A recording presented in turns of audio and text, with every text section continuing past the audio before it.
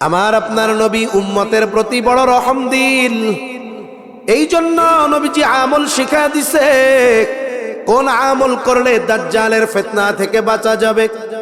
নবীজি জানায় দেন, জুমার দিন সূরা কাহাফ যে তিলাওয়াত করবে, সূরা কাহাফ, নবীজি বলেন আল্লাহ তাআলা তাকে দাজ্জালের ফিতনা থেকে হেফাজত করবে। লম্বা বড় একটা সূরা, আধা পারার বেশি। এখন আপনি কইতে পারেন, হুজুর সারা বছরে আধা পারা কোরআন পড়ি না, আর শুক্রবারে আধা পারা পড়ব, এত মুসল্লি ভালো আমি না। আপনার জন্য সুযোগ আছে। নবীজি আর এক হাদিসের মধ্যে বলেন, যেই ব্যক্তি সূরা কাহাফের 10 আয়াত তিলাওয়াত করবে, ওই ব্যক্তিকে আল্লাহ তাআলা দাজ্জালের ফিতনা থেকে হেফাজত করবে। বুজুর্গানে দিন বলে যেই আমল দাজ্জালের মতো ফিতনা থেকে উম্মতকে হেফাজত করতে পারে। দাজ্জাল হঠাৎ করে আসবে না, দাজ্জাল আসার আগে দাজ্জাল আগমনের ক্ষেত্র আর প্রেক্ষাপট তৈরি হবে। এই সময়ও একের পর এক বড় বড় ফিতনা আসতে থাকবে। সাধারণ মানুষের জন্য হক বাতিল আর সত্য মিথ্যা পার্থক্য করা কঠিন হয়ে যাবে। বুজুর্গানে দিন বলেন, ওই সময়ও যারা সূরা কাহাফের এই আমল করবে, আশা করা যায় এই আমলের বরকতে আল্লাহ তাআলা দাজ্জাল আগমনের আগে যত ফিতনা আসবে, সব ফিতনা থেকে আল্লাহ তাআলা আমল করনেওয়ালাকে হেফাজত করবে। আমরা এই আমলটা করব তো ইনশাআল্লাহ, গুরুত্ব দিয়ে করব ইনশাআল্লাহ। আল্লাহ তাআলা আমাদেরকে সত্য মিথ্যা, হক বাতিল চেনা আর নির্ণয় করার যোগ্যতা ইনশাআল্লাহ আল্লাহ দান করবে। আমরা আমলটা করব ইনশাআল্লাহ। কোন 5 নাম্বার, নবীজি সাল্লাল্লাহু আলাইহি ওয়াসাল্লাম বলেন, ওয়াতাকসুরুল হারাজ, কিয়ামতের আগে হারাজ তথা হত্যাকাণ্ড বেড়ে যাবে। সাহাবায়ে কেরাম জিজ্ঞাসা করলেন, ইয়া রাসূলুল্লাহ, আমরা তো প্রতি বছর যুদ্ধের ময়দানে হাজার হাজার মুশরিকদের হত্যা করি, এটাও কি হারাজ? নবীজি জানায় দেন, না না, এটা হারাজ না। হারাজের পরিচয় হাদিসের মধ্যে আসছে, ওয়াহুয়াল কাতলুল কাতল, পারস্পরিক হত্যাকাণ্ড। নবীজি বলেন, হারাজ হলো প্রতিবেশীকে হত্যা করবে, চাচা ভাতিজাকে হত্যা করবে, মামা ভাইগনা মামারে হত্যা করবে। তার মানে এই হত্যাকাণ্ড কাফের কর্তৃক মুসলমানদের সাথে, মুসলমান কর্তৃক কাফেরদের সাথে সংগঠিত হবে এমন নয়, বরং এই হত্যাকাণ্ড মুসলমানদের নিজেদের মধ্যে সংগঠিত হবে। এই হত্যাকাণ্ড প্রতিবেশীর মধ্যেও হয়ে যাবে, আত্মীয় স্বজনের মধ্যে হবে, মুসলিমের মধ্যে হবে। দেখুন, এই পৃথিবীতে মুসলমান সব জায়গায় মাজলুম। আমরা অনেক সময় বলি না যে এই পৃথিবীতে আমরা মুসলমানেরা মাজলুম, সত্য কথা। তবে এটাও বাস্তব, যদি দৈনিক কাফেররা মুসলমান হত্যা করে 100, তাহলে মুসলমানের মাধ্যমে হত্যাকাণ্ডের শিকার হয় মিনিমাম 1000, ঠিক কিনা? তাহলে বলেন তো, কাফেররা বেশি হত্যা করে না মুসলমানরা বেশি হত্যা করে? আমরা আমাদের হত্যা বেশি করি, এটাই বাস্তব কথা। ব্যক্তিগত কারণে, পারিবারিক কারণে, সামাজিক কারণে, অর্থনৈতিক কারণে, রাজনৈতিক কারণে, প্রভাব প্রতিপত্তি বিস্তারকে কেন্দ্র করে, আক্রোশ থেকে, ক্ষোভ থেকে, লোভ থেকে, ব্যবসায়িক কারণে প্রতিনিয়ত আমাদের দেশে শত শত হত্যাকাণ্ড হয়। এই যে মুসলমানদের মধ্যে হত্যাকাণ্ড সময়ের সাথে সাথে বাড়বে, নবীজি যা বলছেন এখন সেটা চলতেছে, ঠিক কিনা বলেন? অথচ ওই সময় সাহাবায়ে কেরাম একজন মুসলমান কাফেররেও ঈমান আনার কারণে হত্যা করে নাই। আলী রাদিয়াল্লাহু তাআলা আনহু এক যুদ্ধের মধ্যে গেছে, এক ইহুদিরে নিচে ফালায়া দিছে যুদ্ধের ময়দানে। আর যুদ্ধ তো বাপদাদার জন্য হচ্ছে না, ভোটাভুটির জন্য হচ্ছে না, ক্ষমতার জন্য হচ্ছে না। ওই যুদ্ধ হচ্ছে ইসলাম আর কুফুরের মধ্যে, ঠিক কিনা বলেন? হক আর বাতিলের মধ্যে, দুনিয়ার কোনো স্বার্থে নয়, আল্লাহর জন্য। এখন কাফেররা ইহুদিরে নিচে ফালায়া দিছে। এখন ইহুদি মনে করছে আর বাঁচার উপায় নাই, সর্বশেষ মুখ দিয়া থুতু মেরে দিছে। আলী রাদিয়াল্লাহু তাআলা আনহুর মুখের মধ্যে থুতু লাগছে। স্বাভাবিক ও চিন্তা করছে এইবার আমারে আরো নৃশংসভাবে হত্যা করবে, কিন্তু আলী রাদিয়াল্লাহু তাআলা আনহু আস্তে ওর উপর থেকে উঠে গেছে। ও চিন্তা করে, কিরে, আমারে নাই আরো ঢকমতো সাইজ করবে, কিন্তু উঠে গেল কেন? আলী রাদিয়াল্লাহু তাআলা আনহুরে এবারও জিজ্ঞাসা করে, কি ব্যাপার আলী, উঠলা কেন? বলে, এতক্ষণ পর্যন্ত তোমার প্রতি আমার রাগ ক্রোধ ছিল একমাত্র আল্লাহ তাআলার জন্য। তুমি যখন আমারে থুতু মারছো, আমার ব্যক্তিগত কিছু রাগ চলে আসছে। তার মানে এর আগে আমি তোমারে মারতাম শুধু আল্লাহর জন্য, কিন্তু এখন আমার ব্যক্তিগত কিছু রাগ এটার সাথে যোগ হয়ে গেছে। আমি চাই না আমার ব্যক্তিগত রাগ তোমার উপরে খাটাবো, ঝাড়বো, এটা চাই না, এই জন্য উঠে গেলাম। ওই ইহুদি চিন্তা করে, দেখছো ইসলাম কত সুন্দর। এইবার ওই ব্যক্তি ইসলামের সৌন্দর্যে বিমোহিত হয়ে সাথে সাথে পাঠ করে নিল কালিমা লা ইলাহা ইল্লাল্লাহু মুহাম্মাদুর রাসূলুল্লাহ। একটু আগে যারা মারতে গেছিল এখন তারে বুকে জড়ায়া ধরছে। তাহলে তারা তো ইসলামের কারণে মুসলিম ভাইদের জন্য ফেদা ছিল, কিন্তু আমরা জাগতিক স্বার্থে মুসলমানকে হত্যা করতে পিছপা হই না। নবীজি বলেন, প্রতিবেশীকে হত্যা করবে। আরেক বর্ণনায় আসছে, কিয়ামত ততক্ষণ পর্যন্ত সংগঠিত হবে না যতক্ষণ না প্রতিবেশীকে হত্যা না করবে। তাহলে বিষয়টা বুঝেন, ওই জামানায় প্রতিবেশীর সাথে খারাপ আচরণ করতে পারে, এটা ওনারা কল্পনাও করতো না। হত্যা করতে পারে, এটা কল্পনাও করতো না। এজন্যই প্রতিবেশী কর্তৃক প্রতিবেশী হত্যাকাণ্ড, এটা কিয়ামতের অন্যতম আলামত। আমাদের দেশেও তো একই অবস্থা দেখা যায়। প্রত্যেকটা এলাকায় আছে সবচাইতে বেশি দ্বন্দ্ব প্রতিবেশীর সাথে, ঠিক না? ও কয় বাড়ির সীমানা তোর মধ্যে আমার 3 হাত, ও কয় তোর মধ্যে আমার 6 হাত। সবাই সবার মধ্যে পায়, একে অপরের সাথে দ্বন্দ্ব, কথা বলে না। কি খারাপ সম্পর্ক! অথচ প্রতিবেশীর সাথে কেমন ভালো আচরণ করা দরকার, প্রতিবেশীর হকের ব্যাপারে কেমন খেয়াল রাখা দরকার। নবীজি বলেন, আউসিনি জিবরিলু বিল জার হাত্তা যানানতু আন্নাহু সাইওয়ারিসাহু। নবীজি বলেন, প্রতিবেশীর হকের ব্যাপারে জিবরাইল আমাকে এতটা তাকিদ দিচ্ছিল, আমি এক সময় মনে করেছিলাম হয়তো প্রতিবেশীকে ওয়ারিস বানায়া দেওয়া হবে, যে আমি মারা যাওয়ার পর একটা সম্পদের অংশ শরীয়ত তার জন্য নির্ধারিত করে দিবে। অথচ এই প্রতিবেশীর সাথে এখন অধিকাংশ মানুষের সম্পর্ক খারাপ, ঠিক কিনা? এজন্য খবরদার, আমরা প্রতিবেশীর সাথে ভালো সম্পর্ক করব। নবীজি সাল্লাল্লাহু আলাইহি ওয়াসাল্লাম বলেন, সিবাবুল মুমিনি ফুসুকুন ওয়া কিতালুহু কুফর। নবীজি বলেন, মুমিনকে গালি দেওয়া ফাসিকি, হত্যা করা কুফরি। সেজন্য হত্যা করা বহুদূর, গালি দেওয়া বহুদূর। আমরা আমার জবান দিয়ে আরেক মুসলমান ভাইকে কথার দ্বারাও কষ্ট দিব না। কোন ইনশাআল্লাহ, একেবারে দিল থেকে কোন ইনশাআল্লাহ। ইন্নাল্লাহা ইনদাহু ইলমুস সাআহ। আল্লাহ তাআলা বলেন, নিশ্চয়ই কিয়ামতের ইলম আল্লাহ তাআলার নিকটেই। কিয়ামত কখন সংগঠিত হবে এই ব্যাপারে কেউ সুনির্দিষ্ট সময়ের কথা বলতে পারে না। তবে প্রথম কথা হলো, কিয়ামত হবে এটা সন্দেহ নাই, কারণ আমরা কিয়ামতের উপরে ঈমান এনেছি।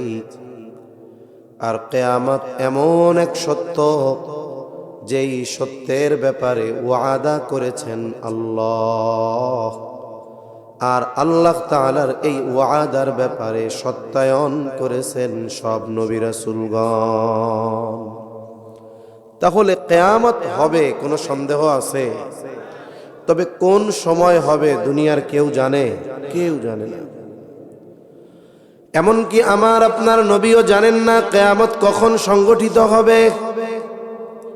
ফেরেশতা জিবরাইল আলাইহিস সালাম তিনিও জানেন না কিয়ামত কখন সংগঠিত হবে। বলে কেন?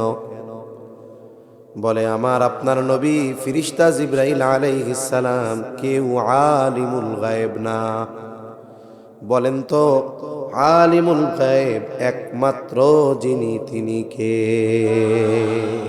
আল্লাহই আলিমুল গায়ব, পৃথিবীর আর কেউ আলিমুল গায়ব নয়। অথচ নবীজি সাল্লাল্লাহু আলাইহি ওয়াসাল্লামের একাধিক বর্ণনা, একের পর এক ঘটনা, হাদিস উদাহরণ দেওয়া যাবে যে নবীজি সাল্লাল্লাহু আলাইহি ওয়াসাল্লাম গায়েব জানেন না। আর এটাও মনে রাখতে হবে, নবীজি আলিমুল গায়েব নয়, গায়েব জানেন না। এই কারণে নবীজি সাল্লাল্লাহু আলাইহি ওয়াসাল্লামের মর্যাদা আর সম্মানও কমে যাবে না। প্রসিদ্ধ এক হাদিস থেকে একটা অংশ আপনাদের শুনাই। প্রসিদ্ধ একটা হাদিস আছে, যেই হাদিসের নাম হলো হাদিসে জিবরিল। হাদিসে জিবরিল কেন নাম? বলে জিবরাইল আলাইহিস সালাম মানব আকৃতিতে সাহাবায়ে কেরামের উপস্থিতিতে নবীজির কাছে আসছেন জিবরাইল আলাইহিস সালাম মানব আকৃতিতে। এই জন্য হাদিসটার এক নাম হলো হাদিসে জিবরিল। কেন আসছেন? বলে নবীজির কাছে আসছেন সাহাবায়ে কেরামকে দ্বীনের মৌলিক বিষয়গুলো শিক্ষা দেওয়ার জন্য। এই জন্য হাদিসের আরেক নাম হলো উম্মুস সুন্নাহ। লম্বা একটা হাদিস। জিবরাইল আলাইহিস সালাতু ওয়াস সালাম আমার আপনার নবীকে কয়েকটা বিষয়ের প্রশ্ন করেছেন, নবীজি জবাব দিয়েছেন। এক নাম্বার, জিবরাইল আলাইহিস সালাম প্রশ্ন করলেন আখবিরনি আনিল ইসলাম। জিবরাইল আলাইহিস সালাম মানব আকৃতিতে, সাহাবায়ে কেরাম কিন্তু চিনতে পারে নাই ইনি যে জিবরাইল আলাইহিস সালাম। নবীজির হাঁটুর সাথে হাঁটু লাগায় সামনাসামনি বসছে, সাহাবায়ে কেরাম উপস্থিত, প্রশ্ন করতেছে সবাইরে শোনায়া শোনায়া। এক নাম্বার প্রশ্ন, আখবিরনি আনিল ইসলাম, আপনি আমাকে ইসলামের ব্যাপারে বলেন, ইসলাম কি জিনিস? নবীজি সাল্লাল্লাহু আলাইহি ওয়াসাল্লাম জবাব দিলেন, সেই জবাব আপনাদেরও জানা আছে। একটু জবান খুলে যদি জানা থাকে বলবেন। বলেন তো ইসলামের ভিত্তি কয়টা? আরো জোরে বলেন কয়টা? 5টা। নবীজি সাল্লাল্লাহু আলাইহি ওয়াসাল্লাম বলেন, এই 5টি জিনিসের জবাব নবীজি সাল্লাল্লাহু আলাইহি ওয়াসাল্লাম দিলেন। 5টা বিষয়ের কথা বললেন। 2 নাম্বার, নবীজিকে প্রশ্ন করা হলো আখবিরনি আনিল ঈমান, ঈমান কি জিনিস? আমাকে আপনি ঈমানের ব্যাপারে খবর দেন। ঈমান কি জিনিস আমাদের কম বেশি জানা আছে। বলেন তো ঈমানের ভিত্তি কয়টা? ঈমানে মুফাসসালের মধ্যে কি বলছি? আমানতু বিল্লাহি ওয়া মালাইকাতিহি ওয়া কুতুবিহি ওয়া রুসুলিহি ওয়াল ইয়াউমিল আখিরি ওয়াল কদরি খাইরিহি ওয়া শাররিহি মিনাল্লাহি তাআলা ওয়াল বা'সি বা'দাল মাউত। যদিও এই জায়গায় কথা আছে 7টা, কিন্তু মূলত কথা হলো 6টা। 1 নাম্বার, আমানতু বিল্লাহ, আমি ঈমান এনেছি আল্লাহর উপর। 2 নাম্বার, ওয়া মালাইকাতিহি, ঈমান এনেছি তার ফেরেশতাগণের উপর। 3 নাম্বার, ওয়া কুতুবিহি, ঈমান এনেছি তার নাজিলকৃত কিতাব সমূহের উপর। ওয়া রুসুলিহি, ঈমান এনেছি তার রাসূলগণের উপর। 5 নাম্বার, ওয়াল ইয়াউমিল আখিরি, ঈমান এনেছি পরকাল আখিরাতের উপর। 6 নাম্বার, ওয়াল কদরি খাইরিহি ওয়া শাররিহি মিনাল্লাহি তাআলা, আমি ঈমান এনেছি যে তাকদীরের ভালো মন্দ সব আল্লাহর তরফ থেকে হয়। 7 নাম্বার, ওয়াল বা'সি বা'দাল মাউত, আমি ঈমান এনেছি মৃত্যুর পরে পুনরায় জীবিত হওয়ার উপর। এগুলো ঈমানের ভিত্তি। কিসের ভিত্তি জোরে কোন? কথা তো আছে 7টা, কিন্তু আমি তো বললাম 6টা। কেন? ওয়াল ইয়াউমিল আখিরি, ঈমান এনেছি আখিরাতের উপর। আখিরাত কখন শুরু হয়? বলে যখন যে মরবে তখন তার আখিরাত শুরু। এখন আমি যদি মারা যাই, আমার আখিরাত শুরু। মারা যাইতে পারে কি পারি না? পারি। তোর সাথে সাথে মৃত্যু থেকে নিয়ে আখিরাত শুরু। তাহলে আখিরাতের উপরে ঈমান আনলাম, এর দ্বারা অর্থ কি? বলে মৃত্যু থেকে নিয়ে একেবারে কারো ঠিকানা হবে জান্নাত, কারো ঠিকানা হবে জাহান্নাম, এটা হলো শেষ। ওই যে জান্নাতি জান্নাতে বলে চলবে অনন্তকাল, জাহান্নামী জাহান্নামে চলবে অনন্তকাল। বলে মৃত্যু থেকে নিয়ে জান্নাত অথবা জাহান্নামে যাওয়া পর্যন্ত এর মধ্যে যত কিছু আছে আমি সব কিছুর উপরে ঈমান আনলাম। তাইলে 7 নম্বরে বলছি ওয়াল বাসি বাদাল মাউত, মৃত্যুর পরে পুনরায় জীবিত হওয়ার উপরে ঈমান আনলাম। বুঝে থাকলে জবান খুলে জবাব দিবেন, বলেন তো মরার পরে যে আবার জীবিত হব, ইহকালে না পরকালে, দুনিয়ায় না আখেরাতে? তার মানে ওয়াল বাসি বাদাল মাউত, মৃত্যুর পরে পুনরায় জীবিত হওয়ার প্রতি ঈমান, আমি আখেরাতের প্রতি ঈমান আনার মাধ্যমেই আমি ওই বিষয়ের উপরে ঈমান এনেছি। এজন্য 7 নাম্বারটা 5 নাম্বারের মধ্যে আছে না নাই? তাইলে এই 7 নাম্বার যদি 5 নাম্বারের মধ্যে থাকে তাইলে বাকি থাকে কয়টা? এই 6টা কিসের ভিত্তি? জোরে কোন, আরো জোরে, কিসের? অন্য সময় কোনো হুজুর যদি আয়া জিজ্ঞাসা করে বলতে পারবেন না 6টা ঈমানের ভিত্তি হুজুর, ঠিক আছে? তো যদি আবার কয় ঈমানে মুফাসসালের মধ্যে 7টা কেন, তখন বলবেন যে মরার পরে জীবিত হব হুজুর, এটা তো আখেরাতেরই অংশ। সেই হিসাবে আল্লাহর রাসূল ঈমানের ভিত্তি বলছেন কয়টা? 6টা। ওই জিবরাইল আলাইহিস সালামের প্রশ্নের জবাবে বলছেন ঈমান কি জিনিস, ইনি এই 6টার কথা বলছেন। এরপরে প্রশ্ন করেছে আখবিরনি আনিল ইহসান, আপনি আমাকে ইহসানের ব্যাপারে বলেন, ইহসান কি জিনিস?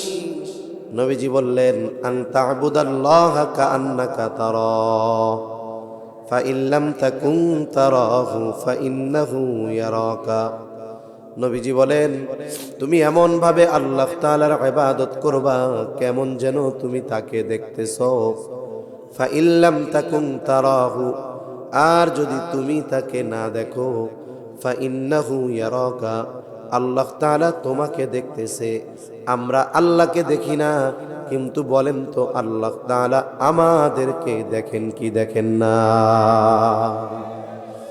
আল্লাহ শুধু আলোতে দেখে কিন্তু রাতের বেলা দেখে না, এরকম?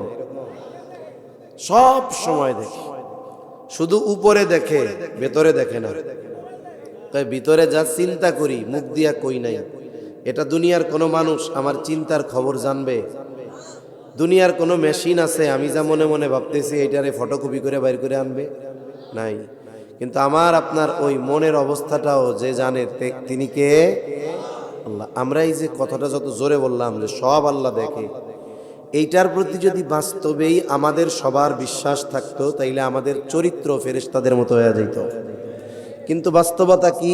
আল্লাহ দেখে, মুখ দিয়া বলি, কিন্তু ওই পরিমাণ বিশ্বাস অন্তরে নাই।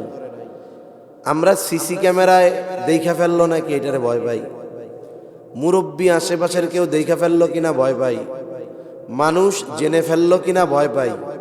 কিন্তু আল্লাহর দেখাকে যেই পরিমাণ ভয় পাওয়া দরকার ওই পরিমাণ ভয় আমরা পাই না। যদি পাইতাম তাইলে সমাজের 90% মানুষ দ্বন্দ্ব, হানাহানি এগুলো থেকে বেঁচে থাকতো, সব বুজুর্গ অলি অলি অলি হয়ে যাইতো একেবারে। তাহলে ইবাদত নয় শুধু, সর্বক্ষেত্রে আমার চিন্তা থাকবে আমি যদি ভালো কাজ করি, মন্দ কাজ করি, পাপের কাজ করি, একাকী করি, রাতে করি, দিনে করি, দরজা আটকায়া করি, দুনিয়ার কেউ জানবে না, কিন্তু জানে কে? আল্লাহ।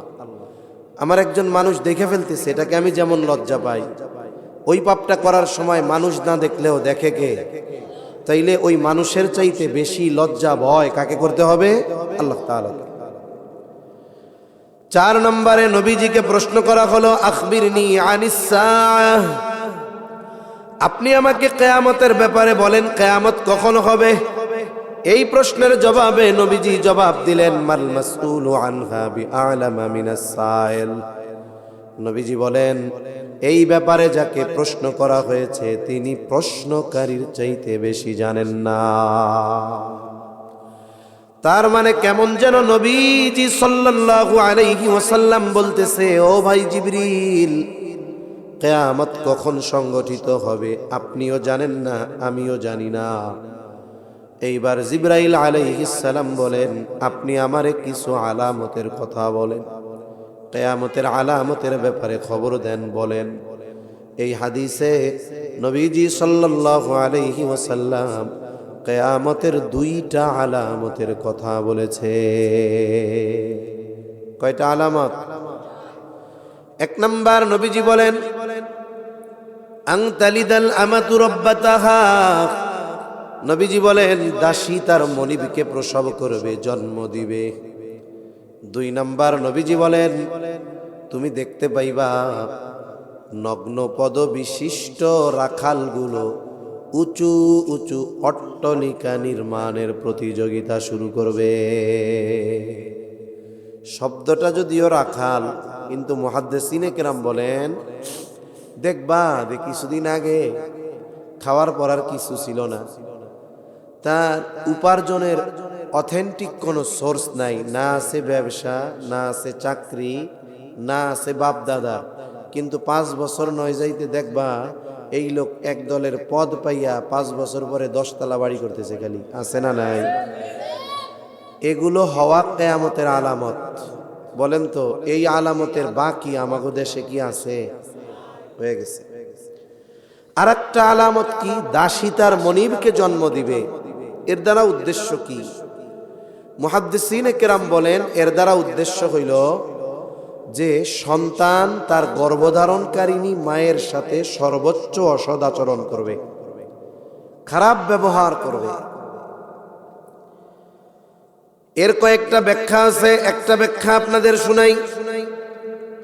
ইউরোপ আমেরিকাতে, যেখানে আমরা যাদের সভ্যতা, যাদের কালচার আমদানি করার জন্য চেষ্টা করি, অনেকে বলে ইসলাম দিয়ে, কোরআন সুন্নাহ দিয়ে উন্নতি অগ্রগতি সম্ভব না। বলে কি বলে না? বলে আমরা যদি উন্নতি অগ্রগতির শিখরে পৌঁছাতে চাই, আমাদেরকে পশ্চিমাদের কালচার অনুসরণ করতে হবে, ওয়েস্টার্ন কালচার আমাদের ধারণ করতে হবে, পশ্চিমা সংস্কৃতির প্রচার প্রসার করতে হবে। বলে পশ্চিমা সভ্যতা কালচার এত নিকৃষ্ট আর জঘন্য, ওদের এই বিষয়গুলো কিছু বিষয় আছে যেটা মুখ দিয়ে উচ্চারণ করতেও ঘৃণা হয়। ওদের কালচার হলো এরকম, নারী আর পুরুষ যদি উভয়ের সম্মতি থাকে, সম্পর্কে যা হয় হোক, ছেলে মা হোক, ভাই বোন হোক, বাবা মেয়ে হোক, যদি সম্মতি থাকে, এরা জেনা ব্যভিচার করলে ওদের আইন বলে এটা অন্যায় নয়, নাউজুবিল্লাহ। বরং এরা একে অপরের ব্যাপারে বলে যে এটা তো ব্যাপার না, এটা সে আরো আমার চাহিদা পূরণ করছে। বলেন তো এই ধরনের বিষয় আমাদের সমাজে মুসলমান বেনামাজি হতে পারে, সুন্নাতবিহীন হতে পারে, কিন্তু এই ধরনের পাপের কথা এটা কখনো কেউ চিন্তাও করে না। এ তো তাদের নিকৃষ্ট কালচারের একটা অংশ বললাম। মুসলিম সমাজে এই ধরনের নিকৃষ্ট বিষয়টা কেউ চিন্তাও করে না, কিন্তু আমাদের সমাজে মায়ের সাথে সর্বোচ্চ অসদাচরণ করে, খারাপ ব্যবহার করে, মাকে খাবার দেয় না, নিজে 5 তলা বাড়িতে থাকে, মারে রাইখা দিছে গোয়াল ঘরে। আছে না নাই? শহরে আরাম করে ফ্যামিলি নিয়ে আছে, গ্রামে মা খাবার পায় না, চিকিৎসা পায় না। এইরকম মা আর ওই ক্যারেক্টারওয়ালা সন্তান আছে না নাই? বলে খবরদার, খবরদার, মা বাবার সাথে অসদাচরণ করা যাবে না, কারণ মায়ের সাথে এই ধরনের খারাপ আচরণ এটা কিয়ামতের অন্যতম আলামত। মনে রাখতে হবে আল্লাহ তাআলা কিছু পাপের শাস্তি বিলম্বে দেন, সব পাপের শাস্তি বিলম্বে দিবেন, তবে কিছু পাপের শাস্তি মরার আগে আল্লাহ দেওয়া শুরু করে। বলে যেই পাপের শাস্তি মরার আগে আল্লাহ দেওয়া শুরু করেন সেটার মধ্যে অন্যতম হলো মা বাবার সাথে খারাপ আচরণ। কিয়ামতের একটা আলামত মায়ের সাথে দাসীর মতো আচরণ করা। অনেক ছেলে আছে এরকম, শুনছি আর কি, মায়ে ছেলের বাসায় থাকে, মা তার বাবার বাড়ির সম্পদ এনে ছেলেকে লেখাপড়া শেখাইছে, ছেলে অনেক টাকা পয়সার মালিক, এখন বিল্ডিং আছে, সব আছে। বলে ওই বাসায়, ছেলের বাসায় মায়ের যদি কাজ করে খাবার জুটে, কাজ না করলে খাবার জুটে না। ঘর মুছা দিলে খাবার জুটে, কাপড় ধুয়া দিলে খাবার জুটে।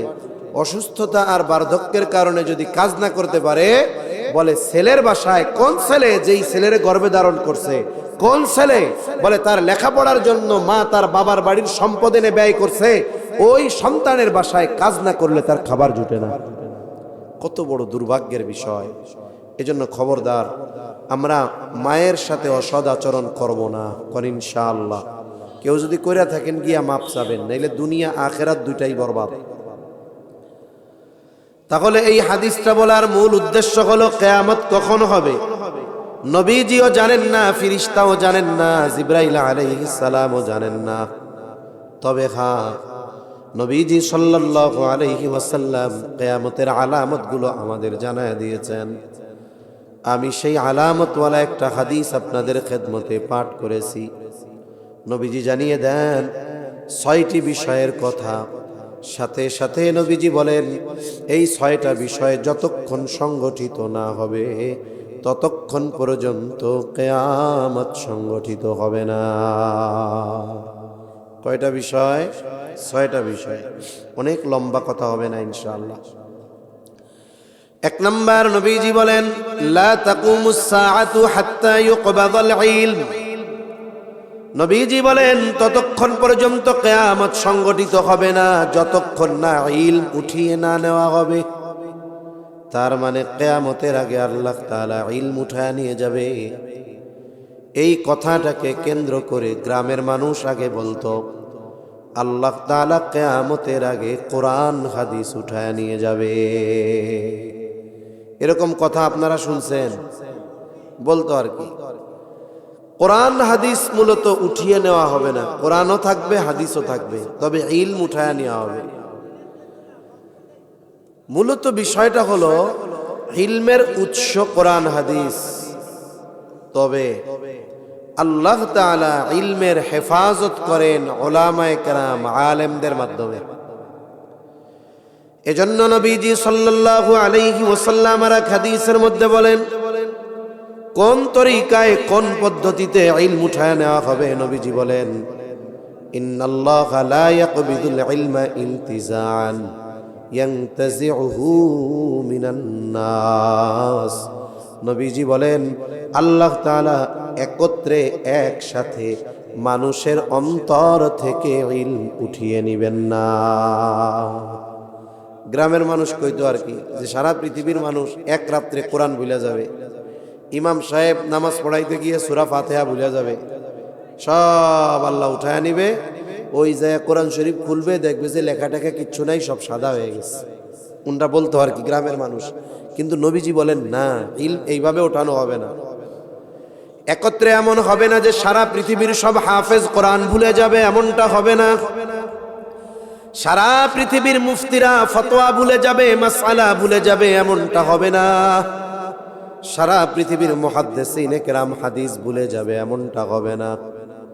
তাহলে আল্লাহ ইলম কেমনে উঠায় নিবে? নবীজি বলেন ওয়ালাকিন ইয়াকবিদুল ইলমা বিকবদিল উলামা। বরং আল্লাহ তাআলা আলেমদেরকে উঠিয়ে নেওয়ার মাধ্যমে ইলম উঠায় নিয়ে যাবে। কোরআন হাদিসের লেখা থাকবে, আমল থাকবে না। কোরআন হাদিস আরো সুন্দর হবে, কিন্তু বোঝার মতো বোঝানোর মতো মানুষ তখন আর থাকবে না। সময়ের সাথে সাথে এটা এক সময় হবে। তখন কি হবে? মানুষেরা জাহেলদেরকে ধর্মীয় নেতা বানাবে। এখন ফতোয়া জিজ্ঞাসা করবে, জাহেল ফতোয়া দিবে। ফতোয়া প্রদানকারী আর ফতোয়ার উপরে আমলকারী অনুসরণকারী উভয়ে গোমরাহী, পথভ্রষ্ট হয়ে যাবে। এজন্য আমাদের কাজ কি? আমাদের প্রথম কাজ যে উলামায়ে কেরামের ব্যাপারে দোয়া করা, তাদের সাথে শত্রুতা না রাখা। 2 নম্বর, যেখানে ইলমের চর্চা হয় মাদ্রাসা, এগুলার উপরে সুদৃষ্টি দেওয়া। অনেকে মনে করতে পারে যে আমাকে তো গ্রামে সব ছোট ছোট মাদ্রাসা, বড় বড় মাদ্রাসা আছে, এগুলার দিকে খেয়াল রাখবো। আরে ভাই, বড় মাদ্রাসা ছাত্রগুলা পায় তো এই ছোট ছোট মাদ্রাসা থেকে, ঠিক কিনা বলেন? মনে করেন আপনার এলাকার 5 বছরের বাচ্চাটারে মাদ্রাসা দিচ্ছেন, আপনি কি এই 5 বছরের বাচ্চারে হাঁটাজারি নিয়ে দিয়ে আসতে পারবেন? ও তো বিছানায় প্রস্রাব করে, পায়খানা করে সুস্থতে পারে না। তাহলে কি হয়? বলে ওই হাটহাজারি, পটিয়া, নানুপুর, জিরি, যাত্রাবাড়ি, ফরিদাবাদ, ওই বগুড়ার জামিল মাদ্রাসা এই সব জায়গায় পাঠানোর প্রস্তুত করা হয় আপনার আমার গ্রামের ছোট ছোট মাদ্রাসা থেকে, ঠিক কিনা বলেন? এই মাদ্রাসাগুলো থাকলে ওইগুলো চালু থাকবে, এই মাদ্রাসাগুলো থাকবে না, ওই জায়গায়ও হাজার হাজার ছাত্র থাকবে না। তাহলে মাদ্রাসা থাকবে, কোরআন হাদিসের চর্চা থাকবে, ইলম অন্বেষণকারীরা ইলম অন্বেষণ করবে, আলেম হবে, ইলমের হেফাজত হবে, আর এই আলেমদের কারণে আল্লাহ কিয়ামতকে দূরে সরায় রাখবে। সুবহানাল্লাহ বলেন। এজন্য আমরা আলেমদের দুশ্মন মনে করব না, কারণ এদের মাধ্যমে আল্লাহ ইলমের হেফাজত করেন, আর ইলম থাকবে তো কিয়ামত দূরে থাকবে, আর ইলম উঠে যাবে আল্লাহ তাআলা কিয়ামতকে ত্বরান্বিত করে দিবেন। 2 নম্বর নবীজি বলেন ওয়াতাকসুরাজ জালাজিলু, কিয়ামতের আগে জালজালা ভূমিকম্প বেড়ে যাবে। সম্প্রতি সময়ে খুব ভূমিকম্প হইতেছে। ঢাকাতে ভূমিকম্প টের পাওয়া গেছে বেশি, 2 সপ্তাহ আগে 5.7 মাত্রার ভূমিকম্প। এটা জমিনে সংগঠিত একটা বিপর্যয়, একটা মুসিবত। এখন কথা হলো ভূমিকম্প কেন হয়? প্রথম কারণ, ভূতত্ত্ববিদরা বলেন ভূমিকম্প হয় টেকটনিক প্লেটের নড়াচড়ার কারণে। আমরা জমিনের উপরিভাগে বসবাস করি, তবে আমাদের বসবাসের জায়গাগুলো একত্রে নয়, আলাদা আলাদা ভাগ করা। যেমন আমরা আছি ইন্ডিয়ান প্লেটে, আমাদের পাশে আছে ইউরোশিয়া প্লেট, আর এক পাশে আছে বার্মা প্লেট। বলে এইগুলার মধ্যে ফাটল আছে, কি আছে? মনে করেন এটা হলো ইন্ডিয়ান প্লেট, এটা হলো ইউরোশিয়া প্লেট, এটা পাশাপাশি, এরকম মধ্যে একটু ফাটা আছে, কি আছে? এটাকে ফল্ট লাইন, এটাকে কি বলে? Fault line. আবার আর এক পাশে আছে মনে করেন বার্মা প্লেট, ওইটাও এরকম আলাদা। আমাদের দেশের সিস্টেম হইল আমরা ইন্ডিয়ান প্লেটে, এই জায়গায় বার্মা প্লেট, এই জায়গায় ইউরোশিয়া প্লেট, আর এই জায়গায় ইন্ডিয়ান প্লেট। এই 3 প্লেটের মাথায় হলো আমরা, ত্রিমোহনায়। এই জন্য আমাদের শুধু ভয় দেয় যে কোনো টাইমে 8 মাত্রার ভূমিকম্প হবে, ঢাকা শহর তছনছ হয়ে যাবে, ঠিক না? কেন হয়? বলে নড়াচড়ার কারণে ভূমিকম্প হয়, জমিনের নড়াচড়ার কারণে। প্লেট একটা একটারে চাপ দেয়, একটা একটার সাথে ধাক্কা লাগে, একটা একটার সাথে ঘষা লাগে। আর এই ভূমিকম্প এমন এক বিপর্যয়, এমন এক মুসিবত, এটা সংগঠিত হওয়ার 1 সেকেন্ড আগেও কেউ বলতে পারে না যে কত জোরে কাঁপুনি হবে। কথা বুঝেন নাই? ওটা ধাক্কা কত জোরে লাগবে, এটা 1 সেকেন্ড আগেও কেউ বলতে পারে না ভূমিকম্প হওয়ার। এই জন্য ভূমিকম্প যখন হয় মানুষের প্রস্তুতি নেওয়ার কোনো সুযোগ থাকে না। কিন্তু এই যে মাঝে মধ্যে আপনারা তো এদিকে আছেন, বিশেষ করে উপকূলীয় অঞ্চলে অনেক সময় বড় বড় ঝড় হয়। ঝড় হওয়ার আগেই মাঝে মধ্যে আবহাওয়ার খবরে কি শুনেন যে ভারত মহাসাগরে এই ঘূর্ণিঝড়টি সৃষ্টি হয়েছে, ওখান থেকে ঘন্টায় 127 মাইল বেগে বঙ্গোপসাগরের উপকূলের দিকে ধেয়ে আসতেছে। আগামীকাল সকাল 6টা নাগাদ উপকূলে ঝড়টি আছড়ে পড়তে পারে। এখন কি করে? বলে উপকূলে বসবাসকারীদের 7 নম্বর বিপদ সংকেত দেখাতে বলা হয়েছে, সাথে সাথে উপকূলে অবস্থানকারী সবাইকে নিরাপদে সরিয়ে নেওয়া হয়েছে।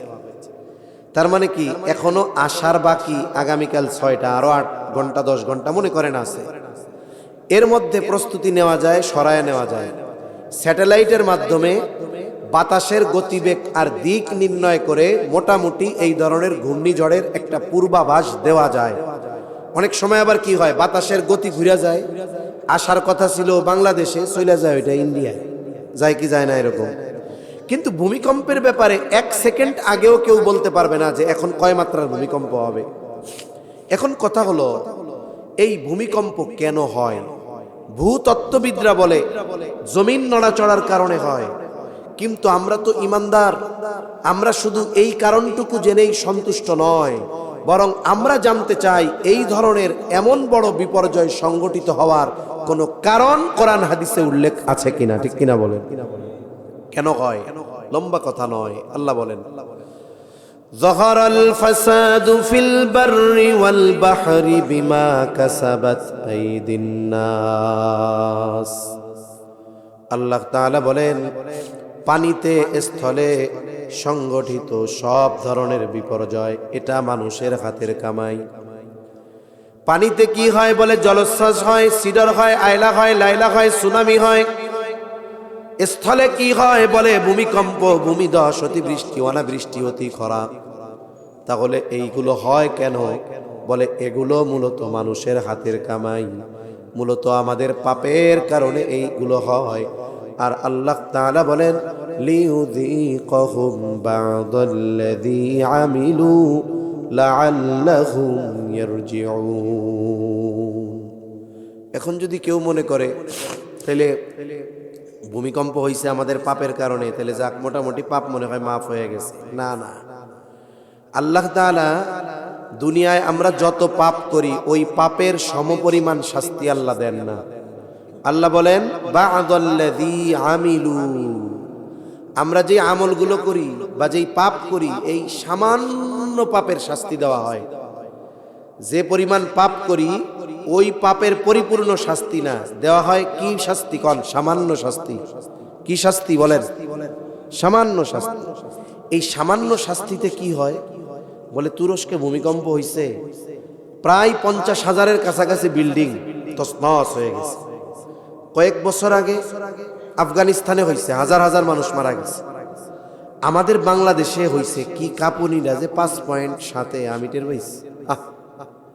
মনে হয়েছে যে এই যে ছাদটা পড়তেছে শেষ। তাহলে ভূমিকম্প হওয়ার কারণ কি বলেন? আমাদের পাপ। কি জোরে বলেন? ঘুমাসতেছে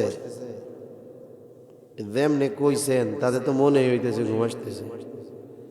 তাকবীর দেন, নারায়ে তাকবীর, নারায়ে তাকবীর, নারায়ে তাকবীর। মাশাআল্লাহ, হ্যাঁ ঠিক আছে। ভূমিকম্প হয় তাহলে কেন বলেন? আমাদের পাপের কারণে। কিসের কারণে? পাপের কারণে ভূমিকম্প হয়। এখন আল্লাহ তাআলা পাপের শাস্তি কি পরিপূর্ণ দেন না অল্প দেন? একেবারে অল্প। এখন শাস্তি কেন দেন? আচ্ছা বলেন তো, যদি কারো ছেলে অন্যায় করে, বাপ তারে ওই অন্যায়ের কারণে শাস্তি দিছে, ছাত্র অন্যায় করেছে, শিক্ষক শাস্তি দিয়েছে, শাস্তি দেওয়ার উদ্দেশ্য ছাত্র বা সন্তানকে মেরে ফেলা নয়। উদ্দেশ্য কি? যেন এই অন্যায়টা সে আর না করে। এখন দেখা গেল শাস্তি দিছেন তো 6 দিন পরে অন্যায় তো কমে নাই, মাগার আরো বাড়ছে। এবার শাস্তি আপনি বেশি দিবেন না আগের চাইতে কম দিবেন? সত্যই তো। তাহলে আল্লাহ তাআলা কেন আমাদের শাস্তি দেন? বলে লিউযীকাহুম বা'দাল্লাযী আমিলু লাআল্লাহুম ইয়ারজিউন। আমাদের কিছু শাস্তি দেন, পাপের শাস্তি সামান্য একেবারে দেন। উদ্দেশ্য হলো লাআল্লাহুম ইয়ারজিউন, যাতে করে আমরা পাপের পথ থেকে আল্লাহর পথে ফিরে আসি, যাতে করে আমরা বাজার আর দোকানের পথ বাদ দিয়া মসজিদের পথে রওনা হই। আমরা যেন জাগতিক আড্ডা মজমায় না বসে দ্বীনি মজলিসে বসি। আপনারা একটু সত্য সত্য জবাব দিয়েন তো, 5.7 মাত্রার ভূমিকম্প হলো, বারবার ভূমিকম্পের ভয় দেখানো হয়। আপনাদের এলাকার মসজিদগুলাতে ফজরের নামাজ সহ অন্যান্য নামাজগুলাতে কি মুসল্লি আগের চাইতে 5 গুণ বেড়ে গেছে? বাড়ে নাই? তাহলে মসজিদে মুসল্লি বাড়ে নাই, চায়ের দোকানে কাস্টমার কমছে, সিনেমা হল বন্ধ হয় নাই, মদের বার বন্ধ হয় নাই, চায়ের দোকানে চালানো টেলিভিশন গুলাতে নাচ গান বন্ধ করে কোরআন তিলাওয়াত আর ওয়াজ চালানো হচ্ছে না। তার মানে বোঝা গেল আমাদের অবস্থা হলো এই রকম। 5.7 মাত্রার ভূমিকম্প আল্লাহ দিয়েছিলেন কেন? যেন বান্দা মসজিদে যায়, যেন বান্দা দ্বীনি কাজ করে, বান্দা যেন পাপের পথ থেকে ফিরে আসে। যেহেতু আপনারাই বলতেছেন আমাদের পরিবর্তন হয় নাই, বলেন তো অভিভাবক পাপ না ছাড়ার কারণে পরের বার শাস্তি বাড়ায় দিয়েছে। এখন আমরা যদি পাপ না ছাড়ি, মসজিদ মুখী না হই, তাহলে পরের বারের জন্য 7.5 মাত্রার ভূমিকম্পর জন্য তৈয়ার হন। আপনারাই কইছেন অপরাধ ছাড়ে নাই, এই জন্য পরের বারের শাস্তি আরো কঠিন। এটাই বাস্তব। আমরা যদি পরিবর্তন না হই, সময়ের সাথে সাথে এই ভূমিকম্পের মাত্রা আরো বাড়তে থাকবে, কমবে না। কিয়ামতের আগে এই ধরনের বড় বড় ভূমিকম্প আরো হবে। এর মূল কারণ হলো আমাদের পাপ। আল্লাহ আমাদের পাপ থেকে বেঁচে থাকার তৌফিক দান করেন। কইতে পারেন হুজুর, এই শাহজাদপুরের এই যে কয়জন মানুষ আমরা আছি, আমরা পাপ ছাড়লে কি জগতের ভূমিকম্প বন্ধ হয়ে যাইব? হবে না। তবে বলেন তো, আমরা যদি পাপাচারে লিপ্ত থাকি, অবস্থায় যদি মৃত্যু চলে আসে, তাহলে এই মৃত্যুটা কি ভালো মৃত্যু হইল? আমরা পাপ ছাড়লাম, হয়তো ভূমিকম্প হলো, আমরাও শেষ হয়ে গেলাম, কিন্তু আল্লাহর কাছে কিয়ামতের দিন বলতে পারবো, আল্লাহ, আমি আমার পাপ ছাড়তে পারছি, আমার পরিবারকে পাপ মুক্ত করতে পারছি, কিন্তু সবাইরে তো পাপ মুক্ত করার ক্ষমতা আমার ছিল না। আমি আমার সামর্থ্য অনুযায়ী পাপ থেকে বাঁচছি, আল্লাহ আপনি আমারে মাফ করে দেন। আশা করা যায় আল্লাহ মাফ করে দিবে, ঠিক কিনা বলেন? এজন্য আমরা পাপ থেকে বাঁচবো, নাইলে ভবিষ্যতের শাস্তি আরো কঠিন থেকে কঠিনতর হবে। 3 নাম্বার, নবীজি বলেন ওয়াতাকারাবাজ জামান, কিয়ামতের আগে সময় নিকটবর্তী হয়ে যাবে। আর এক হাদিসের মধ্যে আসছে, কিয়ামতের দিন সময় নিকটবর্তী হয়ে যাবে। শেষ জামানায় এমনটা হবে, এক যুগকে মনে হবে 1 বছরের মতো, বছরকে মনে হবে মাসের মতো, মাসকে মনে হবে সপ্তাহের মতো, সপ্তাহকে মনে হবে দিনের মতো, দিনকে মনে হবে ঘন্টার মতো, ঘন্টাকে মনে হবে মিনিটের মতো, মিনিটকে মনে হবে আগুনের স্ফুলিঙ্গ তথা সেকেন্ডের মতো।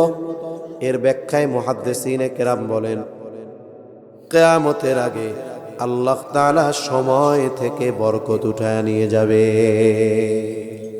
এক জুমা থেকে আর এক জুমা কেমন যেন তাড়াতাড়ি চলে আসবে, মনে হবে আরে এই তো একদিন আগে জুমা পড়লাম, আর একদিন পরে শুক্রবার চলে আসছে। হায়াত থেকে বরকত চলে যাচ্ছে। বরকত কেন যায়? জাস্টিস মুফতি তকি উসমানী দামাত বরকাতুহুমুল আলিয়া, উনি সময়ের মূল্যায়ন নিয়ে বয়ান করতে গিয়ে বলেন যে সময় হলো রাবারের মতো। কিসের মতো? জোরে কোন। রাবারের মতো। একজন একটা রাবার কিনছে, দেখতে এতটুক, কিন্তু টান দিলে এর 10 গুণ হয়ে যাবে, তাই না? রাবারের মতো। এই যে টান দিয়া সময়ের বলায় লম্বা বানায়, বলে সময় হলো রাবারের মতো। কেউ যদি সময়টাকে দিনই কাজে অতিবাহিত করে, বলে তার সময়টা লম্বা হয়ে যায়। কেউ যদি সময়টা গুনার কাজে, অহেতুক কাজে অতিবাহিত করে, বলে সময়টা দ্রুত তার সাথে চলে যায়। যেমন মসজিদে নামাজ পড়তে যদি ইমাম সাহেবের কেরাত একটু লম্বা হয়, মুসল্লির সহ্য হয় না, কাশাকাশি শুরু হয়ে যায়, ঠিক কিনা বলেন? রোজার মাসে তারাবি যদি আর এক মসজিদের চাইতে এই মসজিদে 5 মিনিট বেশি লাগে, সহ্য হয় না, তো এবার ঠেয়াঠুয়া দিব না। কেন? অমুক মসজিদে 40 মিনিটে শেষ, আপনাদের 35 মিনিট লাগে। কয় মিনিট লাগে বেশি? এই 5 মিনিট কি হাফেজ সাহেব ওর বাপদাদার গল্প শোনাইছে? কার কালাম শোনাইছে? অথচ দেখেন এই 5 মিনিট সহ্য হয় না লম্বা, মনে হয় যে 5 ঘন্টা, কলিজার ফেটে যেতে চায়। অথচ দেখা যায় ওই যে তারাবি পড়া বের হইছে, একটানা সেহরি পর্যন্ত 2 বন্ধু মিলা গল্প করছে, ফেসবুক টিপছে, চোখের পলকে শেষ। কয় দোস্ত কথা শেষ হয় নাই, সেহরি খাইয়া ফজরের নামাজের পরে বাকি কথা কমুনে, ঠিক কিনা বলেন? কোরআন শরীফ যদি পড়তে বলা হয়, ধরে না, 1-2 পৃষ্ঠা কোনো মতে পড়ে গাল ব্যথায়, মাজা ব্যথায়, পেট ব্যথায়, ঠ্যাং ব্যথায়। তাহলে কোরআন শরীফ 5 মিনিট পড়তে গেলে কষ্ট হয়, টেলিভিশন শরীফ আর মোবাইল শরীফ টিপতে গেলে কষ্ট হয় না। ঘন্টার পর ঘন্টা পার হয়ে যায়, হয়তো এখন টের পাচ্ছি না, এইভাবে সময় একদিন শেষ হয়ে যাবে। হাত্তা আতানাল ইয়াকিন, দৃঢ় সত্য তথা মৃত্যু চলে আসবে। ভালো কাজও করতে পারবো না, নেকের কাজও করার সুযোগ থাকবে না। শুনেন, মানুষ মারা যাওয়ার পরে কথা বলে। নবীজি সাল্লাল্লাহু আলাইহি ওয়াসাল্লাম বলছেন, দুনিয়ার মানুষ যদি মৃত ব্যক্তির কথা শুনতে পাইত, ভয়ে দাফন কাফন বাদ দিয়া দিত। দুনিয়ার মানুষ তো শোনে না, কিন্তু কে শুনে? আল্লাহ তাআলা কথা শুনে। কি কথা বলে মারা যাওয়ার পর মানুষ? তা মোটামুটি বোঝা যায়, এক এক ধরনের মানুষ এক এক ধরনের কথা বলে। দুনিয়াতে যেই মানুষগুলো হায়াত নষ্ট করছে, সময় নষ্ট করছে, এই মানুষগুলো মরার পরে আল্লাহর কাছে হায়াত চাইয়া দরখাস্ত করে, কামনা করে, প্রার্থনা করে যে একটু হায়াত দেন। আমি কইতেছি না, এটা আল্লাহর কথা। তারা কি বলে? ফায়াকুলা রব্বি লাউলা আখরতানি ইলা আজালিন করিব ফাআসাদদাক ওয়া আকুম মিনাস সালিহিন। যেই মানুষগুলো দুনিয়ায় তার হায়াত ভালো কাজে কাটায় নাই, ওই মানুষগুলো মরার পরে আল্লাহর কাছে বলে, ও রব, লাউলা আখরতানি ইলা আজালিন করিব, ও রব, আমাকে যদি সামান্য সময়ের জন্য অবকাশ দেওয়া হইতো, আবার যদি একটু দুনিয়ায় যাইতে দিতেন। লাউলা আখরতানি ইলা আজালিন করিব ফাআসাদদাক ওয়া আকুম মিনাস সালিহিন। ও রব, আমি যা সাদাকা করতাম, ভালো কাজ করতাম, আপনি তো আমারে সম্পদ দিয়েছিলেন, ওই হায়াতে আমি সম্পদ ভালো কাজে ব্যয় করি নাই। আপনি তো আমাকে হায়াত দিয়েছিলেন, নামাজ পড়ি নাই, রোজা রাখি নাই, কোরআন তিলাওয়াত করি নাই। ও রব, একটু যদি সুযোগ দিতেন, এইবার দুনিয়ায় গিয়া সাদাকা করতাম, ভালো কর্ম যারা করে সৎকর্মশীলদের অন্তর্ভুক্ত হয়ে যাইতাম, নামাজি হয়ে যাইতাম, আবেদ হয়ে যাইতাম, জিকির করনেওয়ালা হয়ে যাইতাম, কোরআন তিলাওয়াতকারী হয়ে যাইতাম। বলেন তো, যত আবেগ আর দরদ নিয়ে আল্লাহ তাআলার কাছে ফরিয়াদ করুক না কেন, আল্লাহ তাআলা একটা সেকেন্ডের জন্য দুনিয়ায় আসার সুযোগ দিবে নাকি? মনে রাখতে হবে, সময় বড় দামি। আল্লাহর কাছে একটা সেকেন্ডও ফরিয়াদ করে পাওয়া যাবে না। অথচ যেই হায়াত বা যেই সময়ের জন্য মানুষেরা মরার পরে কামনা করবে, বলেন তো সেই হায়াত এখন আমাদের কাছে আছে না নাই? অথচ একটু চিন্তা করা দরকার, ওই বস্তুর মূল্য তারা মরার পরে বুঝতে পারছে। আমি আপনি বেঁচে আছি বিদায় হায়াতের মূল্য বুঝি না। এজন্য হায়াতের কদর করা দরকার, হায়াতের মূল্যায়ন করা দরকার। এই দুনিয়াতে যার হাজার হাজার কোটি টাকা আছে, মনে করেন ওর যদি হায়াত শেষ হয়ে যায়, 1000 কোটি টাকা দিয়ে 1 মিনিট হায়াত কিনতে পারবে? অথচ আমি আপনি যদি বাইচা থাকি, টাকা ইনকাম করতে পারবো। তাইলে বলেন তো, হায়াতের দাম বেশি না টাকার দাম বেশি? জীবনের দাম বেশি, হায়াতের দাম বেশি, সময়ের দাম বেশি। এই দুনিয়ায় যারা কোটি কোটি কোটি কোটি টাকার মালিক, এরাও 500 টাকা খরচ করার আগে 2 বার ভাবে যে আমি ভেবেচিন্তে খরচ করে, হিসাব করে খরচ করে। আমি আপনি টাকা পয়সা হিসাব করে খরচ করি কেন? টাকা পয়সার চাইতে তো হায়াতের দাম বেশি। হায়াত হিসাব করে খরচ করার দরকার আছে না? দৈনিক আমি হিসাব করি, আজকে 500 টাকা আমি দিনভর খরচ করব, এর বেশি করব না। কেন আপনি হিসাব করতে পারেন না? আজকের 24 ঘন্টা আমি ভালো কাজে কাটাবো, গুনার কাজ করব না। আজকে আমি আমার এই 5 ঘন্টা, 3 ঘন্টা সময় মসজিদে কাটাবো, 2 ঘন্টা সময় কোরআন তিলাওয়াতে কাটাবো, 1 ঘন্টা সময় আমার পাড়া প্রতিবেশীর খোঁজ খবর নেওয়ার মাধ্যমে কাটাবো, কিছু সময় আমি আমার সামাজিক কাজে কাটাবো, চাকরিতে, ব্যবসায় কাটাবো, ঘুমের মধ্যে কাটাবো। এইভাবে সময়টাকে হিসাব করে যদি আমরা খরচ করতে পারি, তাহলে ওই ব্যক্তির মতো মরার পরে আফসোস করা লাগবে। তাহলে কিয়ামতের আগে সময় সংকুচিত হয়ে যাবে, এর মানে বরকতহীন হয়ে যাবে। 4 নাম্বার, নবীজি সাল্লাল্লাহু আলাইহি ওয়াসাল্লাম বলেন, ওয়া তাযহারুল ফিতান, কিয়ামতের আগে ফিতনা প্রকাশ পাবে। এর দ্বারা মূল উদ্দেশ্য হলো দাজ্জালের ফিতনা। নবীজি বলেন, এই উম্মতের জন্য কিয়ামতের আগে দাজ্জালের ফিতনার মতো বড় ফিতনার কোনোটা নাই। আমার আপনার নবী উম্মতের প্রতি বড় রহমদিল। এই জন্য নবীজি আমল শিখা দিছে, কোন আমল করলে দাজ্জালের ফিতনা থেকে বাঁচা যাবে। নবীজি জানায় দেন, জুমার দিন সূরা কাহাফ যে তিলাওয়াত করবে, সূরা কাহাফ, নবীজি বলেন আল্লাহ তাআলা তাকে দাজ্জালের ফিতনা থেকে হেফাজত করবে। লম্বা বড় একটা সূরা, আধা পারার বেশি। এখন আপনি কইতে পারেন, হুজুর সারা বছরে আধা পারা কোরআন পড়ি না, আর শুক্রবারে আধা পারা পড়ব, এত মুসল্লি ভালো আমি না। আপনার জন্য সুযোগ আছে। নবীজি আর এক হাদিসের মধ্যে বলেন, যেই ব্যক্তি সূরা কাহাফের 10 আয়াত তিলাওয়াত করবে ওই ব্যক্তিকে আল্লাহ তাআলা দাজ্জালের ফিতনা থেকে হেফাজত করবে। এখন কোন হুজুর আমার কুল ওয়াল্লাহি আমি দেহে পড়তে পারি না, আমার আপনি 10 আয়াত পড়তে কইতেছেন। আচ্ছা, আপনি তো জুমার নামাজ পড়েন মসজিদে, ওই জায়গায় তো ইমাম সাহেব জুমা পড়ায়, তাই না? ইমাম সাহেবরে যদি আপনি কন বা আপনারা কয়েকজন মিলে যদি বলেন হুজুর নামাজের পরে আমাদের সূরা কাহাফের 10 আয়াত একটু তিলাওয়াত করে শোনান, ইমাম সাহেব যদি হাফেজ হয় ওনার 1 মিনিট লাগবে। কয় মিনিট? আর হাফেজ যদি না হয় আমার মনে হয় না 2 মিনিটের বেশি লাগবে। তা ইমাম সাহেবের বেতন আমরা বাড়াই আর না বাড়াই, ইমাম সাহেবের বেতন বাড়াই আর না বাড়াই, যদি আমরা বলি ইমাম সাহেব আমারে একটু সূরা কাহাফের এই 10 আয়াত তিলাওয়াত করে একটু শোনায়া দেন, ইমাম সাহেব খুশি মনে বলবে যাক আমার মুসল্লিদের আমলের প্রতি আগ্রহ, স্বতঃস্ফূর্তভাবে দেখবেন উনি সূরা কাহাফের ওই 10 আয়াত আপনারা শোনাচ্ছে। এখন আপনি 1 সপ্তাহ 2 সপ্তাহ 3 সপ্তাহ 4 সপ্তাহ 10 সপ্তাহ 15 সপ্তাহ শুনতে শুনতে এক সময় দেখবেন আপনি ওই 10 আয়াতের হাফেজ হয়ে গেছেন, ঠিক কিনা বলেন? দেখা পড়তে পারবেন না কিন্তু আপনার মুখস্থ হয়ে গেছে।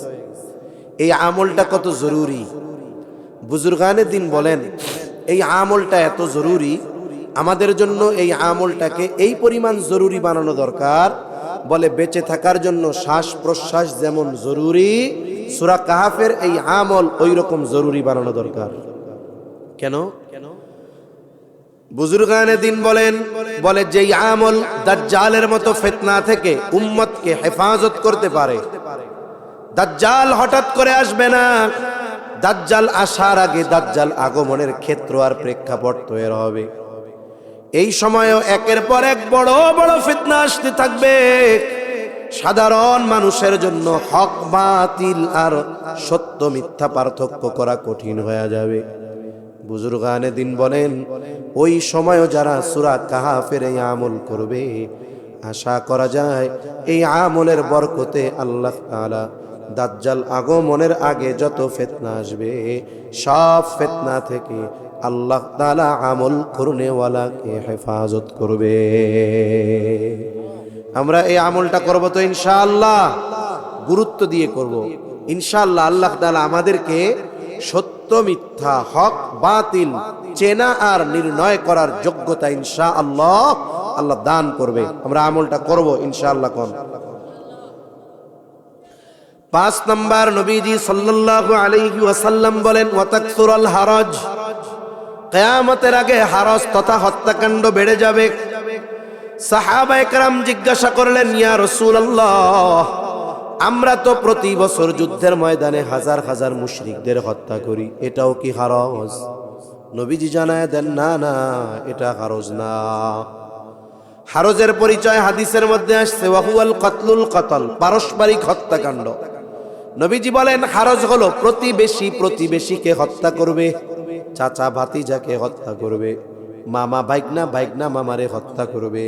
তার মানে এই হত্যাকাণ্ড কাফের কর্তৃক মুসলমানদের সাথে, মুসলমান কর্তৃক কাফেরদের সাথে সংগঠিত হবে এমন নয়, বরং এই হত্যাকাণ্ড মুসলমানদের নিজেদের মধ্যে সংগঠিত হবে। এই হত্যাকাণ্ড প্রতিবেশী প্রতিবেশীর মধ্যেও হয়ে যাবে, আত্মীয় স্বজনের মধ্যে হবে, মুসলিম মুসলিমের মধ্যে হবে। দেখুন এই পৃথিবীতে মুসলমান সব জায়গায় মাজলুম। আমরা অনেক সময় বলি না যে এই পৃথিবীতে আমরা মুসলমানেরা মাজলুম, সত্য কথা। তবে এটাও বাস্তব, যদি দৈনিক কাফেররা মুসলমান হত্যা করে 100, তাহলে মুসলমানের মাধ্যমে হত্যাকাণ্ডের শিকার হয় মিনিমাম 1000, ঠিক কিনা? তাহলে বলেন তো কাফেররা বেশি হত্যা করে না মুসলমানরা বেশি হত্যা করে? আমরা আমাদের হত্যা বেশি করি, এটাই বাস্তব কথা। ব্যক্তিগত কারণে, পারিবারিক কারণে, সামাজিক কারণে, অর্থনৈতিক কারণে, রাজনৈতিক কারণে, প্রভাব প্রতিপত্তি বিস্তারকে কেন্দ্র করে, আক্রোশ থেকে, ক্ষোভ থেকে, লোভ থেকে, ব্যবসায়িক কারণে প্রতিনিয়ত আমাদের দেশে শত শত হত্যাকাণ্ড হয়, শত শত দৈনিক হত্যাকাণ্ড হয়। এই যে আজকেও দেখলাম আসার সময় এক কাজের লোক রাখছে বাড়িতে, বলে ওই কাজের লোক সম্পদের প্রতি লোভ হইছে, মা মেয়ে বাসায় দুইজনকে জবাই কইরা ওই মেয়ের স্কুল ড্রেস পইরা আস্তে করে বের হয়ে গেছে। এই যে হত্যাকাণ্ড, মহিলাও মুসলিম, যেই দুইজনকে মারছে তারা দুইজনও মুসলিম। এই যে মুসলমানদের মধ্যে হত্যাকাণ্ড সময়ের সাথে সাথে বাড়বে, নবীজি যা বলছেন এখন সেটা চলতেছে, ঠিক কিনা বলেন? অথচ ওই সময় সাহাবায়ে কেরাম একজন মুসলমান কাফেররেও ঈমান আনার কারণে হত্যা করে নাই। আলী রাদিয়াল্লাহু তাআলা আনহু এক যুদ্ধের মধ্যে গেছে, এক ইহুদিরে নিচে ফালায়া দিছে যুদ্ধের ময়দানে। আর যুদ্ধ তো বাপদাদার জন্য হচ্ছে না, ভোটাভুটির জন্য হচ্ছে না, ক্ষমতার জন্য হচ্ছে না, ওই যুদ্ধ হচ্ছে ইসলাম আর কুফুরের মধ্যে, ঠিক কিনা বলেন? হক আর বাতিলের মধ্যে, দুনিয়ার কোনো স্বার্থে নয়, আল্লাহর জন্য। এখন কাফেররা ইহুদিরে নিচে ফালায়া দিছে। এখন ইহুদি মনে করছে আর বাঁচার উপায় নাই, সর্বশেষ মুখ দিয়া থুতু মেরে দিছে আলী রাদিয়াল্লাহু তাআলা আনহুর মুখের মধ্যে থুতু লাগছে। স্বাভাবিক ও চিন্তা করছে এইবার আমারে আরো নৃশংসভাবে হত্যা করবে, কিন্তু আলী রাদিয়াল্লাহু তাআলা আনহু আস্তে ওর উপর থেকে উঠে গেছে। ও চিন্তা করে, কিরে আমারে নাই আরো ঢকমতো সাইজ করবে, কিন্তু উঠে গেল কেন? আলী রাদিয়াল্লাহু তাআলা আনহুরে এবারও জিজ্ঞাসা করে, কি ব্যাপার আলী, উঠলা কেন? বলে, এতক্ষণ পর্যন্ত তোমার প্রতি আমার রাগ ক্রোধ ছিল একমাত্র আল্লাহ তাআলার জন্য। তুমি যখন আমারে থুতু মারছো, আমার ব্যক্তিগত কিছু রাগ চলে আসছে। তার মানে এর আগে আমি তোমারে মারতাম শুধু আল্লাহর জন্য, কিন্তু এখন আমার ব্যক্তিগত কিছু রাগ এটার সাথে যোগ হয়ে গেছে। আমি চাই না আমার ব্যক্তিগত রাগ তোমার উপরে খাটাবো, ঝাড়বো, এটা চাই না, এই জন্য উঠে গেলাম। ওই ইহুদি চিন্তা করে, দেখছো ইসলাম কত সুন্দর। এইবার ওই ব্যক্তি ইসলামের সৌন্দর্যে বিমোহিত হয়ে সাথে সাথে পাঠ করে নিল কালিমা লা ইলাহা ইল্লাল্লাহু মুহাম্মাদুর রাসূলুল্লাহ। একটু আগে যারা মারতে গেছিল এখন তারে বুকে জড়ায়া ধরছে। তাহলে তারা তো ইসলামের কারণে মুসলিম ভাইদের জন্য ফেদা ছিল, কিন্তু আমরা জাগতিক স্বার্থে মুসলমানকে হত্যা করতে পিছপা হই না। নবীজি বলেন, প্রতিবেশীকে হত্যা করবে। আরেক বর্ণনায় আসছে, কিয়ামত ততক্ষণ পর্যন্ত সংগঠিত হবে না যতক্ষণ না প্রতিবেশীকে হত্যা না করবে। তাহলে বিষয়টা বুঝেন, ওই জামানায় প্রতিবেশীর সাথে খারাপ আচরণ করতে পারে, এটা ওনারা কল্পনাও করতো না। হত্যা করতে পারে, এটা কল্পনাও করতো না। এজন্যই প্রতিবেশী কর্তৃক প্রতিবেশী হত্যাকাণ্ড, এটা কিয়ামতের অন্যতম আলামত। আমাদের দেশেও তো একই অবস্থা দেখা যায়, প্রত্যেকটা এলাকায় আছে সবচাইতে বেশি দ্বন্দ্ব প্রতিবেশীর সাথে, ঠিক না? ও কয় বাড়ির সীমানা তোর মধ্যে আমার 3 হাত, ও কয় তোর মধ্যে আমার 6 হাত। সবাই সবার মধ্যে পায়, একে অপরের সাথে দ্বন্দ্ব, কথা বলে না। কি খারাপ সম্পর্ক! অথচ প্রতিবেশীর সাথে কেমন ভালো আচরণ করা দরকার, প্রতিবেশীর হকের ব্যাপারে কেমন খেয়াল রাখা দরকার। নবীজি বলেন, আউসিনি জিবরিলু বিল জার হাত্তা যানানতু আন্নাহু সাইওয়ারিসাহু। নবীজি বলেন, প্রতিবেশীর হকের ব্যাপারে জিবরাইল আমাকে এতটা তাকিদ দিচ্ছিল, আমি এক সময় মনে করেছিলাম হয়তো প্রতিবেশীকে ওয়ারিশ বানায়া দেওয়া হবে, যে আমি মারা যাওয়ার পর একটা সম্পদের অংশ শরীয়ত তার জন্য নির্ধারিত করে দিবে। অথচ এই প্রতিবেশীর সাথে এখন অধিকাংশ মানুষের সম্পর্ক খারাপ, ঠিক কিনা? এজন্য খবরদার, আমরা প্রতিবেশীর সাথে ভালো সম্পর্ক করব। নবীজি সাল্লাল্লাহু আলাইহি ওয়াসাল্লাম বলেন, সিবাবুল মুমিনি ফুসুকুন ওয়া কিতালুহু কুফর। নবীজি বলেন, মুমিনকে গালি দেওয়া ফাসিকি, হত্যা করা কুফরি। সেজন্য হত্যা করা বহুদূর, গালি দেওয়া বহুদূর। আমরা আমার জবান দিয়ে আরেক মুসলমান ভাইকে কথার দ্বারাও কষ্ট দিব না। কোন ইনশাআল্লাহ, একেবারে দিল থেকে কোন ইনশাআল্লাহ। ও ভাই, বাংলাদেশে অনেক রাজনৈতিক দল আছে না নাই? যেহেতু নির্বাচনের সিজন, এই জন্য কইতেছি, বিভিন্ন রাজনৈতিক দল আছে।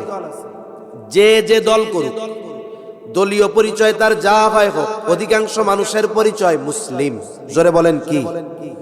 মনে করেন আমার সাব্বির ভাই বিএনপি করে, কথার কথা ধরেন আর কি, হ্যাঁ, এখন উনি মুসলিম। ওই ভাই মনে করেন আরেক মার্কা করে, দাড়িপাল্লা, উনি মুসলিম। আরেক ভাই রিক্সা মার্কা, হয় উনি মুসলিম। আরেক ভাই হাত পাখা মার্কা, উনি মুসলিম। হয়তো রাজনৈতিক মত ভিন্ন, কিন্তু পরিচয় তো একটা। কি? জোরে বলেন। যদি এই পরিচয় সবার এক হয়ে থাকে, তাহলে আমি যদি ওই পাখা মার্খা দানের শীষ দাড়ি পাল্লার রিকশাকে কেন্দ্র করে কেউ কাউকে গালি দেই, তাহলে আমি পাপী, কোনো সন্দেহ না। কেন আপনি এই কারণে আর এক মুসলমানরে গালি দেন? আপনার মুসলমানিত্ব তো ঠিক নাই। আমি আপনি অনেক সময় মনে করি যে আমি গরুর গোশত খুব পছন্দ করি, ছোটবেলায় আমারে মুসলমানই দিছে, আমি হইলাম মুসলমান। এটা মুসলমানিত্বের মূল সার্টিফিকেট নয়। কে প্রকৃত মুসলমান? আল্লাহ তাআলা কোরআনুল কারীমে মুসলমান না হয়ে মৃত্যুবরণ করতে মানা করেছেন। আল্লাহ তাআলা বলেন, ওয়ালা তামুতুন্না ইল্লা ওয়া আনতুম মুসলিমুন, তোমরা মুসলমান না হয়ে মৃত্যুবরণ করিও না। কথা কার? জোরে বলেন। আমরা কারা কারা ওই রকম মুসলমান হতে চাই? হাত উঁচা করেন। নারায়ে তাকবীর, নারায়ে তাকবীর। হাত নামান। চান যেহেতু, তাইলে কি করতে হবে? এখন এক লোক খুব বড় কলা গাছ লাগাইতেছে, কলা গাছ যত্ন করে সুন্দর করে। আর একজন জিজ্ঞাসা করে, কি লাগাইতেছো? কলা গাছ লাগাই। কি করবা? কয় বড় হইলে কলা খামু, এরপরে ফার্নিচার বানামু। বলেন তো, কলা খাওয়া যাইতে পারে, ফার্নিচার হবে? কিছুই হবে না ও দিয়া। তার মানে আমি মুসলমান হতে চাই, কিন্তু মুসলমানের ক্যারেক্টার আমার মধ্যে নাই। এখন আমি যদি মুসলমান লিখতে তালে থাকি, কাজ হবে? আরে ভাই, আমাদের এলাকায় এক লোকের নাম হলো পচা মিয়া। মানে আগের মানুষের কিছু নিয়ম নীতি ছিল, বুঝছেন, কুসংস্কার ছিল তো। তা ওনার নাকি ভাই বোন হইলে মইরা যেত। এইবার কুসংস্কার ছিল, এবার ওটার নাম আর ভালো কিছু রাইনে রাখছে পচা। কিন্তু লোকটা দেখতে অনেক সুন্দর, কোনো পচা টসা কোনো কিছু ওনার মধ্যে দেখি নাই। আর এক লোকরে দেখছি এক জায়গায়, ওনার নাম দলা মিয়া। দলা মানে কি? সাদা সাদা।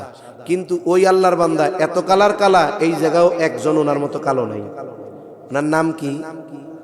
এখন বলেন তো, ওনার নাম তো দলা মিয়া, কিন্তু উনি অরিজিনালে তো কালো। এখন নাম ধলা, এই জন্য কি আসলে উনি ধলা হয়ে গেছে? ধলা হয়নি। আমি দাবি করি আমি মুসলমান, কিন্তু মুসলমানিত্ব আমার মধ্যে নাই, মুসলমানের চরিত্র আমার মধ্যে নাই। আমি যতই স্লোগান দেই না কেন, মাই মুসলমান হু, কাজ হইব? খাঁটি মুসলমান কে? নবীজি বলেন, আল মুসলিমু মান সালিমাল মুসলিমুনা মিন লিসানিহি ওয়া ইয়াদিহি। নবীজি সাল্লাল্লাহু আলাইহি ওয়াসাল্লাম বলেন, প্রকৃত মুসলমান হলো সে যার জবান আর হাতের অনিষ্ট থেকে অপর মুসলমান থাকে নিরাপদ। নবীজি বলেন, এটা হলো খাঁটি মুসলমান। এখন আমি তাহাজ্জুদ পড়ি, আওয়াবিন পড়ি, ইশরাক পড়ি, সব নফল ইবাদত করি, রোজা রাখি, সব কিছু আছে আমার মধ্যে, কিন্তু আমি আর এক মুসলমানকে দ্বীনি কারণ ছাড়া বিনা কারণে খারাপ ব্যবহার করি, কথার দ্বারা কষ্ট দেই।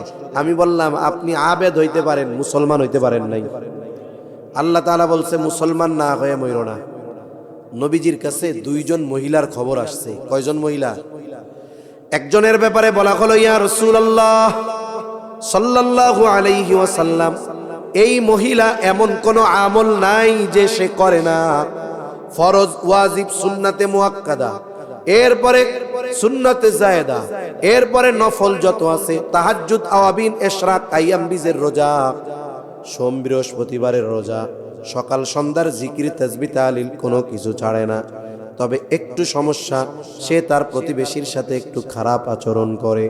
আর একজন মহিলা যা না করলেই নয়, তার বেশি করে না। তাহাজ্জুদ, আওয়াবিন, ইশরাক তার কিচ্ছু নাই, সকাল সন্ধ্যায় অনেক কোরআন তিলাওয়াত নাই, শুধু ফরজ, ওয়াজিব, সুন্নাতে মুআক্কাদা এইগুলা করে, এর বেশি কোনো ইবাদত করে না, কিন্তু তার প্রতিবেশীর সাথে ভালো আচরণ করে। এই দুইজনের মধ্যে কে উত্তম? নবীজি বলেন, ওই যে মহিলা তার প্রতিবেশীর সাথে ভালো ব্যবহার করে, নবীজি বলেন ওই মহিলা হলো উত্তম। তাহলে ইবাদত বেশি করে উত্তম হতে পারে নাই, বরং আখলাককে উন্নত করে উত্তম হতে পেরেছে। ঠিক কিনা কোন? এখন বলেন তো, আমরা আজকে থেকেই প্রতিজ্ঞা করব যে রাজনৈতিক মত পক্ষ যার যেটা হয় হোক, আমাদের সবার এক পরিচয়, আমরা মুসলমান। আমরা কি, জোরে বলেন? মুসলমান।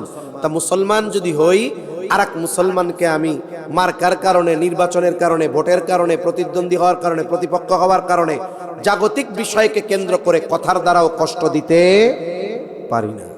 আপনি যদি দেন, আমি বলি যে আপনার মধ্যে মুসলমানিত্ব পরিপূর্ণ নাই। এজন্য সাবধান, এই বিষয়গুলো খেয়াল রাখবো। আল্লাহ তৌফিক দান করেন। শুধু যদি আমরা আমাদের জবানরে একটু নিয়ন্ত্রণ করি, দেখবেন আমাদের সমাজে সংগঠিত 70% অপরাধ মুহূর্তের মধ্যে খতম হয়ে যাবে। দ্বন্দ্ব, হানাহানি এগুলো সব চলে যাবে। হৃদ্রতা, মুহাব্বত, ভালোবাসা একে অপরের প্রতি বাড়বে। তা নবীজি বলেন কিয়ামতের আগে এই ধরনের হত্যাকাণ্ড মুসলমানদের মধ্যে বাড়বে। আর আমরা দৃঢ় প্রতিজ্ঞাবদ্ধ হই যে না, আমরা অন্যায়ভাবে মুসলমান ভাইকে কথার দ্বারাও একটা কষ্ট দিব না ইনশাআল্লাহ।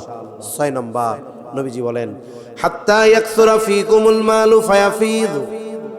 নবীজি সাল্লাল্লাহু আলাইহি ওয়াসাল্লাম বলেন কিয়ামতের আগে মানুষের মাল সম্পদ এত পরিমাণ বাড়বে যে সম্পদ উপচায়া পড়বে। আর এই সম্পদ যতক্ষণ উপচিয়ে না পড়বে ততক্ষণ পর্যন্ত কিয়ামত সংগঠিত হবে না। নবীজি জানায় দেন এই বিষয়টা সংগঠিত হবে ঈসা আলাইহিস সালাম পুনরায় যখন দুনিয়ায় আসবেন তখন। ঈসা আলাইহিস সালামের মূল আগমন হয়ে গেছে, পরে যেটা হবে পুনরাগমন।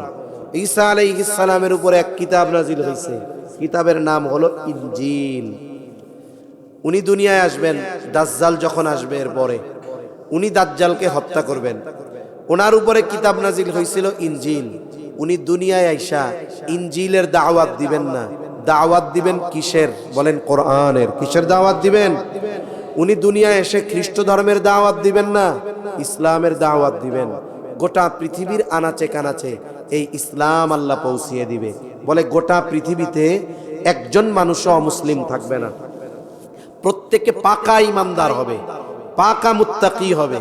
এমন না যে মুখে বলতেছি ইমানদার, মনে মনে একটু উল্টাপাল্টা আছে, না, দিল আর মুখ সমান সমান হয়ে যাবে। যেমন হবে তাকওয়া তেমন হবে ঈমান।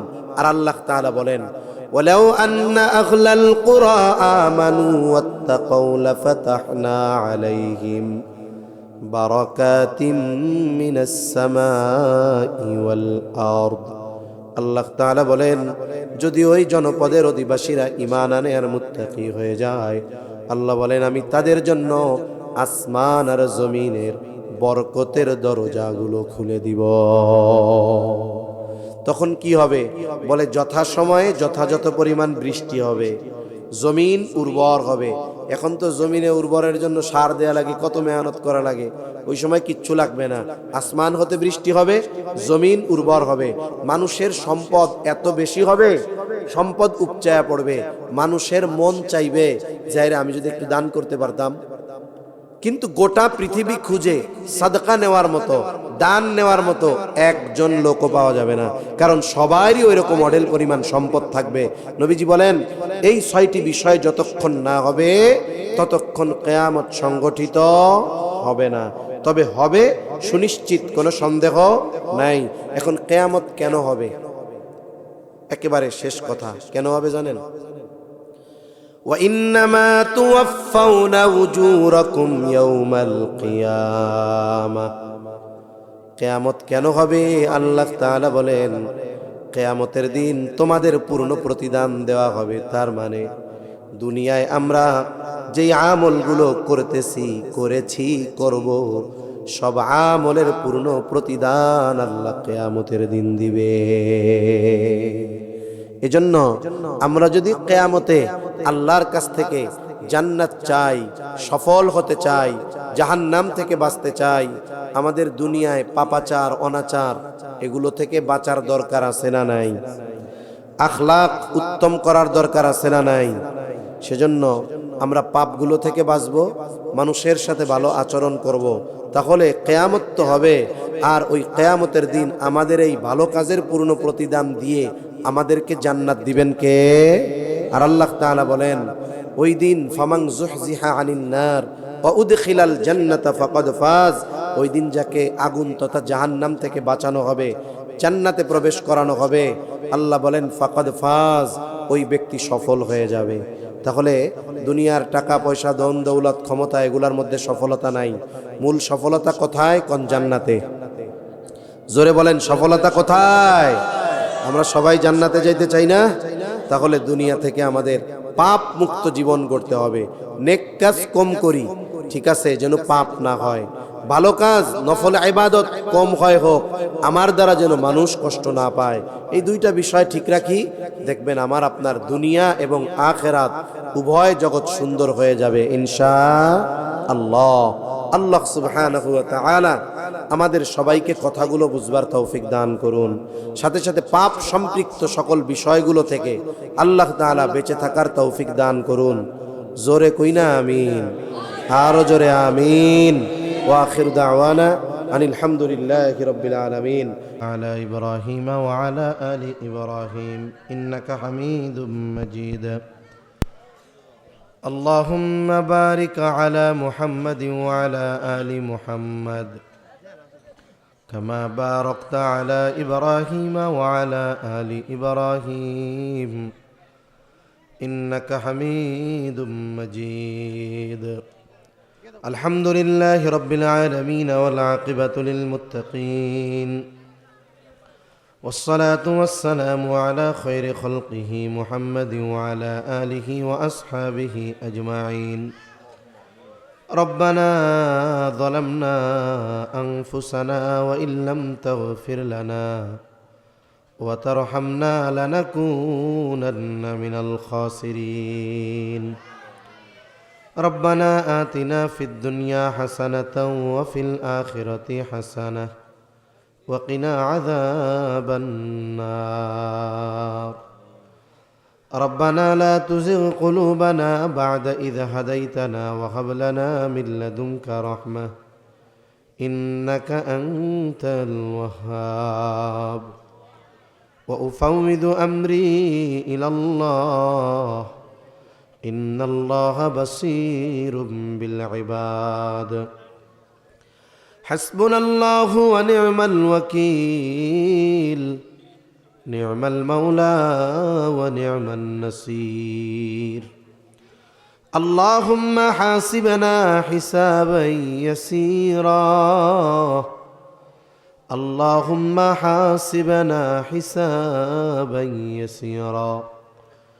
اللهم إنك عفو كريم تحب العفو فاعف عنا. রব্বুল আলামিন, গভীর রাত পর্যন্ত দিনই আলোচনা করার পরে গুনাহ মাখা হাত আমরা তুলে ধরেছি। আয় আল্লাহ, রাত যত গভীর হয় দুনিয়ার মানুষের দরজাগুলো বন্ধ হয়ে যায়, আর রাত যত গভীর হয় আপনার রহমতের দুয়ার তত উন্মোচিত হয়। আয় আল্লাহ, আমরা গুনাহগার, আপনি গফফার, আপনি আপনার গফুর গফফার রহিম রহমান নামের ওসিলায় যে যেখান থেকে হাত উঁচু করেছে আমাদের বিগত জীবনের সব ধরনের গুনাহগুলো মাফ করে দেন। আয় আল্লাহ, আমাদের আত্মীয় স্বজন দেশ বিদেশে যে যেখানে আছে মাফ করে দেন। যারা দুনিয়া ছেড়ে চলে গেছে মাফ করে কবরগুলো জান্নাতের টুকরো বানায়া দেন রব্বুল আলামিন। আশেপাশে যত কবরস্থান আছে, যত মুমিন মুমিনাত শহীদ আছে, সবার কবরগুলো আপনি জান্নাতের টুকরো বানায়া দেন। আয় আল্লাহ, যারা অসুস্থ আছে সুস্থতা দান করেন আল্লাহ। খাস করে যেই মসজিদের উদ্যোগে মাহফিল, আয় আল্লাহ, মসজিদের প্রতিষ্ঠাতা সভাপতি হাজী ওসমান গনি সাহেব অসুস্থ।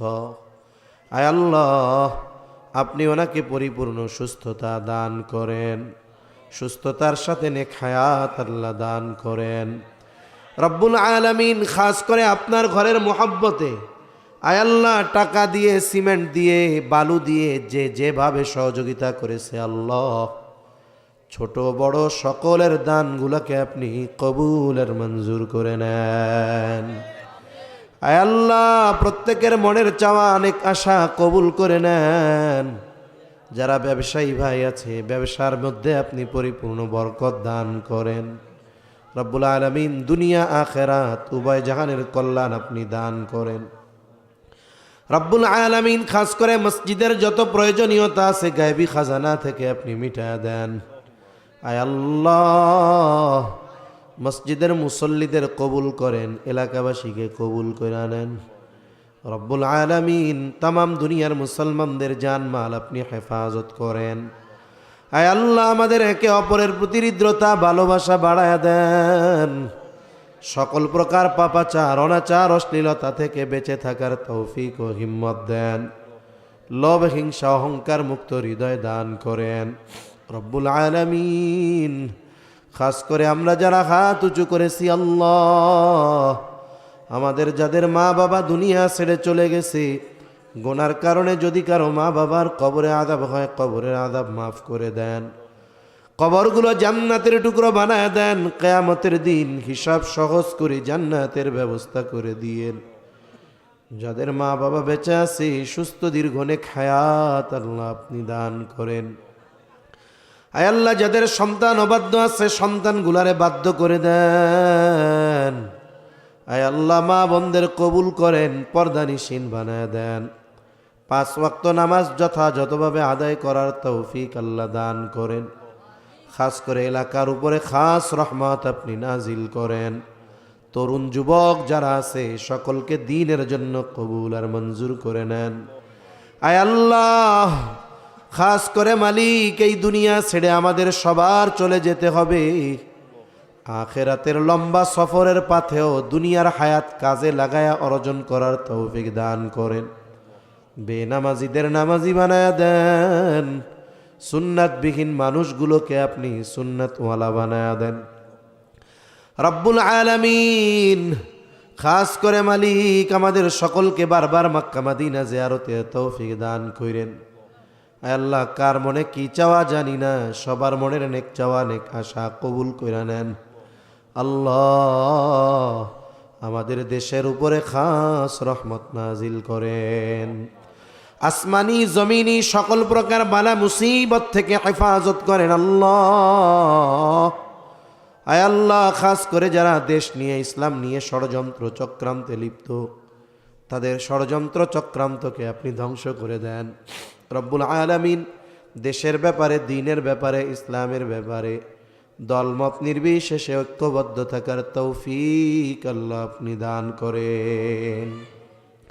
আমাদের সকল প্রকার কল্যাণ দেন, সব কল্যাণ থেকে আল্লাহ আপনি হেফাজত করেন রব্বুল আলামিন।